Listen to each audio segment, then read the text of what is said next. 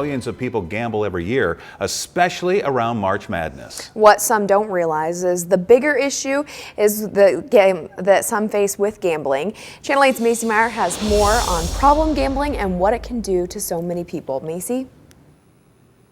March marks Problem Gambling Awareness Month, a time for people to identify some of the signs that they might be struggling with a larger issue than just betting on a game or buying a scratch-off.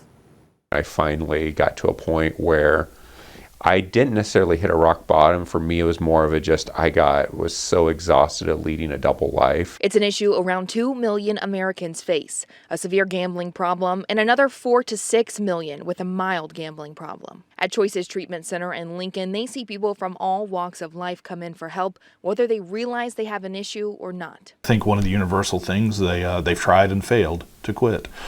The thing that I've noticed that before anyone can really change, they have to figure out, I can't outsmart this. Blanchard said although there's not immediate health issues that follow a gambling addiction like alcohol or drugs would, it can still be detrimental to those struggling.